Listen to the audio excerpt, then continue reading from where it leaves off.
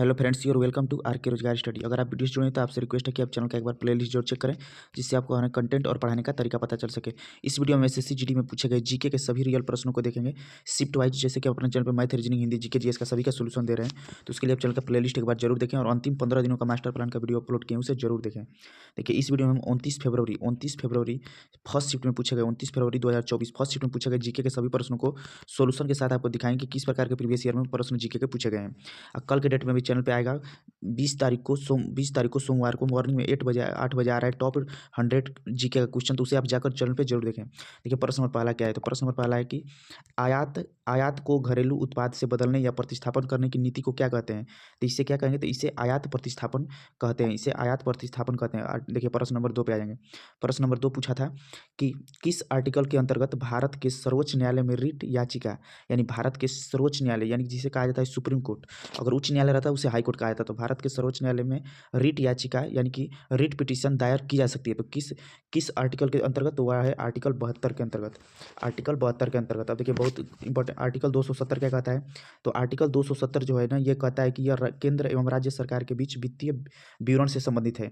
केंद्र एवं यह संचित निधि का जो धन होता है उसे केंद्र एवं राज्य सरकार के बीच वित्तीय विवरण से संबंधित है, आर्टिकल 270।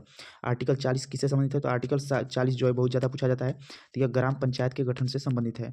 आर्टिकल 40 ग्राम पंचायत के गठन से संबंधित है। और देखिए, पूछता कि आर्टिकल 44, तो आर्टिकल 44 जो है ना, आर्टिकल 44 अगर पूछता तो यह है सवाल समान सिविल संहिता यानी कि यूनिफॉर्म सिविल कोड यानी कि समान सिविल संहिता लागू करने वाला भारत का एकमात्र राज्य कौन सा है, तो वह है गोवा। पूछेगा कि समान सिविल संहिता लागू करने वाला भारत का एकमात्र राज्य कौन सा है, तो वह है गोवा।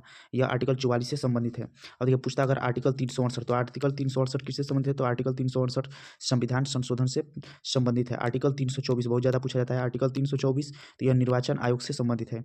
आर्टिकल 17 जो है, आर्टिकल 17 अस्पृश्यता का अंश से संबंधित है।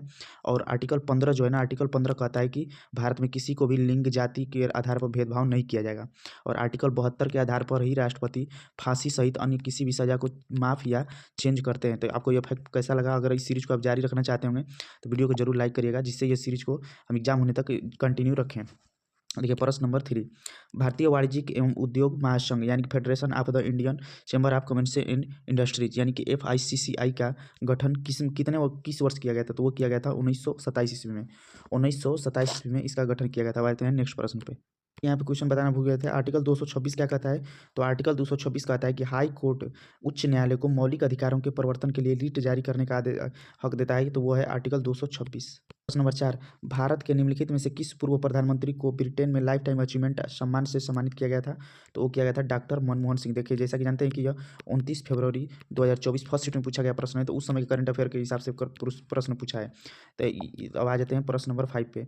देखिए, प्रश्न नंबर 5 क्या कहता है, परिवहन और भंडार आर्थिक गतिविधि के किस क्षेत्र के अंतर्गत आते हैं, तो परिवहन और भंडार किस क्षेत्र के अंतर्गत आते हैं, तो देखिए यह तृतीय क्षेत्र के अंतर्गत आते हैं।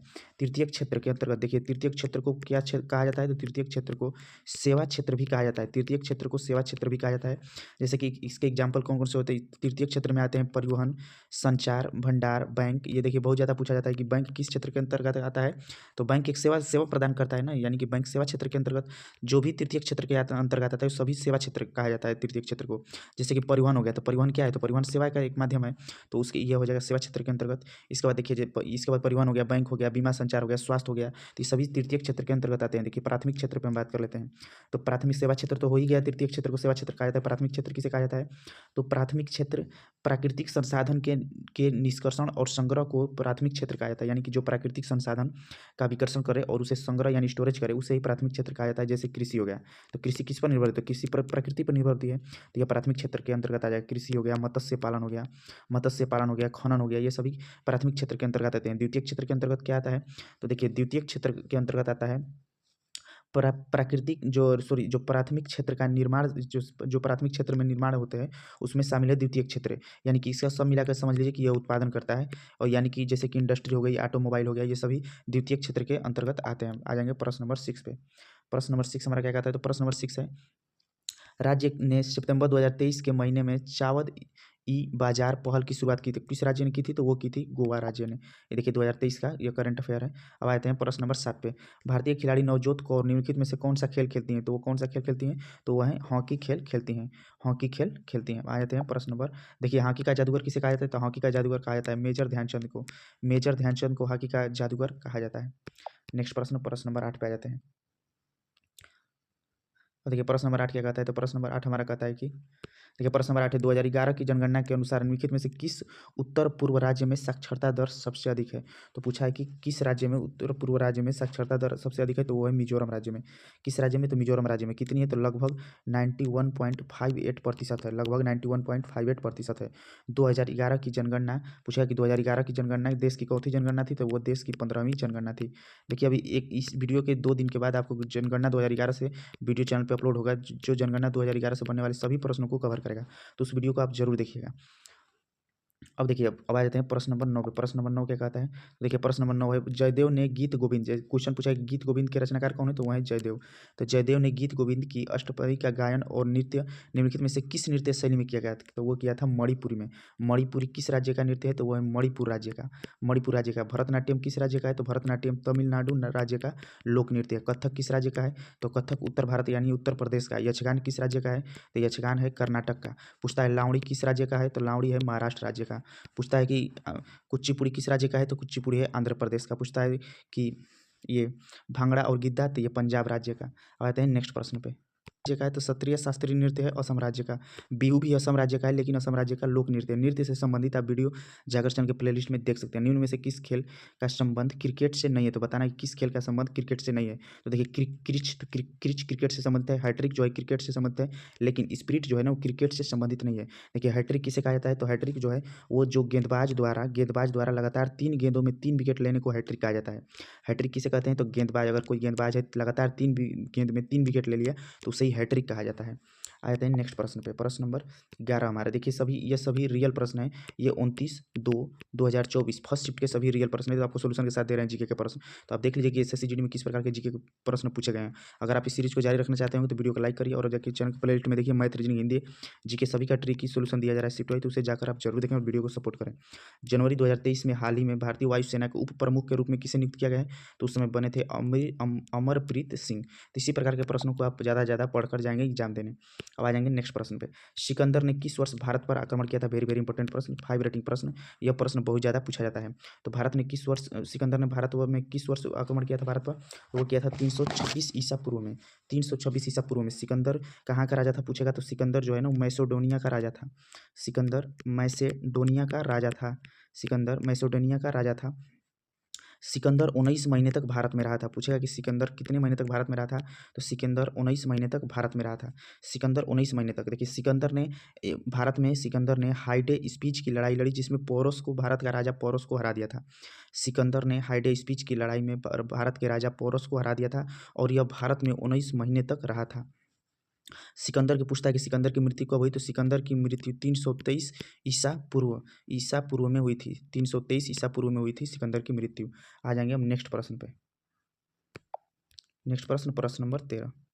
देखिए प्रश्न नंबर 13 कहता है कि शतरंज के खेल में स्लेटमेट क्या है? तो देखिए आपको बता दे रहे हैं कि जब भी ऐसे क्वेश्चन दिया रहे और जब भी चारों ऑप्शन में से जब भी क्वेश्चन आपको नए टाइप का दिखे और जब भी चारों ऑप्शन में से जब जो ऑप्शन ज़्यादा बड़ा होता है ना वो उसका प्रोबेबिलिटी ज़्यादा होती है, 80 to 90% की यही ऑप्शन सही होगा। क्योंकि देखिए ये ऑप्शन भी छोटा है, ये सेकंड वाला ऑप्शन भी छोटा है, फोर्थ वाला ऑप्शन भी छोटा है, लेकिन देखिए थर्ड वाला ऑप्शन जो है वो बहुत लंबा दिया है, बड़ा दिया है, तो ये इसकी प्रोबेबिलिटी ज़्यादा बनती है, तो ये इसका प्रश्न सही हो जाएगा। इस प्रकार आप तुक्का का भी प्रयोग कर सकते हैं। अब आ जाएंगे प्रश्न नंबर 14 पे। प्रश्न नंबर 14 क्या कहता है? निम्नलिखित में से भारत रत्न पुरस्कार के प्राप्तकर्ता कौन थे या कौन थी? तो बताना है कि क्या लता मंगेशकर को भारत रत्न मिला है, क्या भूपेन हजारिका को मिला है? तो बिल्कुल 110% दोनों को मिला है। तो लता मंगेशकर, देखिए लता मंगेशकर को भारत रत्न कब मिला है? तो देखिए पहले बताते रहे कि लता मंगेशकर को भारत रत्न मिला है 2001 ईस्वी में। और भूपेन हजारिका को कब मिला है भारत रत्न? तो भूपेन हजारिका को 2019 ईस्वी में मिला है। अब देखिए भारत रत्न भारत का सर्वोच्च नागरिक सम्मान है। पूछेगा कि भारत का सर्वोच्च नागरिक सम्मान, पूछेगा कि भारत का सर्वोच्च नागरिक सम्मान कौन सा है? तो भारत का सर्वोच्च नागरिक सम्मान है भारत रत्न। यह किसे दिया जाता है? तो क्वेश्चन पूछेगा कि भारत रत्न किसे दिया जाता है? तो देखिए ये भारत रत्न, इसके पूछेगा कि इसकी स्थापना कब हुई, यानी भारत रत्न जो है यह कब बना? तो यह बना 2 जनवरी 1954 ईस्वी से। तो 2 जनवरी 1954 से भारत रत्न दिया जाता है। तो देखिए भारत रत्न किसे कब दिया जाता है, तो भारत रत्न किसी भी क्षेत्र में असाधारण सेवा के लिए भारत रत्न दिया जाता है। भारत रत्न किसी व्यक्ति द्वारा किसी क्षेत्र में असाधारण कार्य के लिए भारत रत्न से सम्मानित किया जाता है। अब देखिए लता मंगेशकर की क्या है, तो लता मंगेशकर को भारत कोकिला भी कहा जाता है। भारत की कोकिला भी लता मंगेशकर को कहा जाता है। नेक्स्ट प्रश्न नंबर 15 पे आ जाएंगे।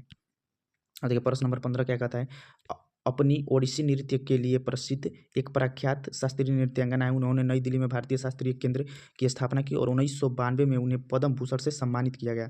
तो वो कौन है, तो वह है सोनल मानसिंह। कौन है, तो वह है सोनल मानसिंह। अब आ जाते हैं नेक्स्ट प्रश्न पे।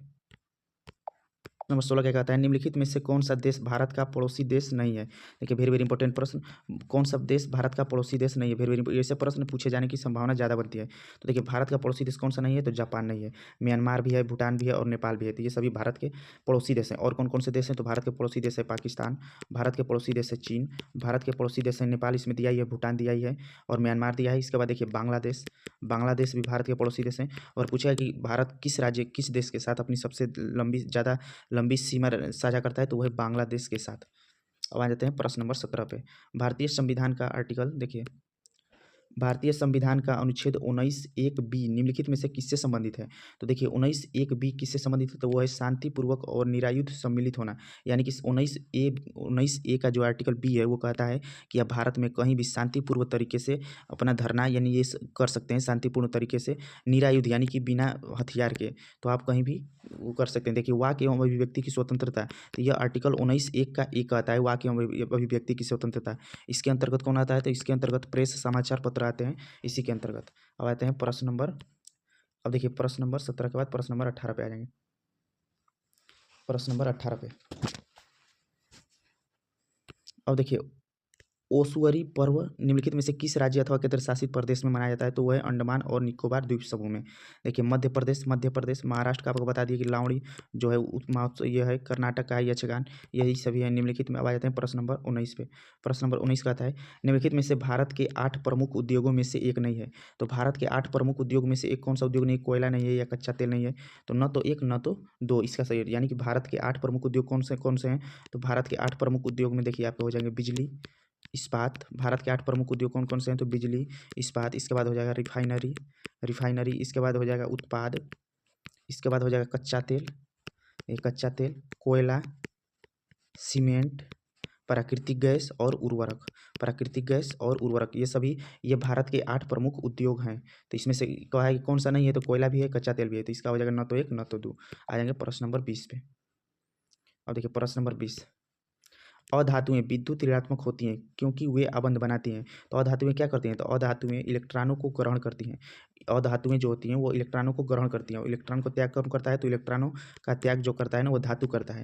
जैसे कि देखिए जैसे कि धातु हो गया सोडियम, तो सोडियम का कितना होता है परमाणु क्रमांक, उसका होता है 11, यानी कि उसे तोड़ेंगे तो हो जाएगा 2, 8 और 1। तो एक क्या करता है, एक इसे त्याग देता है। तो इलेक्ट्रॉनों को त्याग जो करता है ना तो वो हो जाता है विद्युत धनात्मक, और इलेक्ट्रॉनों को जो ग्रहण करता है उसे कहा जाता है, इलेक्ट्रॉनों को ग्रहण करते हैं तो वो विद्युत ऋणात्मक हो जाएगा। ग्रहण करता है यानी कि लेता है, यानी कि कर्ज में हो जाता है, यानी ग्रहण करता है तो ऋणात्मक हो जाएगा। तो देखिए आपको सोल्यूशन कैसा लगा, इसके लिए जाकर आप चैनल का प्ले लिस्ट जोड़ देखें, पीडीएफ पाने के लिए टेलीग्राम ग्रुप से जुड़ें और फिर शिफ्ट वाइज सोल्यूशन देखने के लिए चैनल का प्ले लिस्ट जोड़ देखें। अगर इस सीरीज को जारी रखना चाहते हैं एग्जाम होने तक, तो इसे वीडियो को ज़्यादा लाइक करिए और कमेंट बॉक्स में कमेंट करके अपनी राय जोड़ दीजिए। धन्यवाद।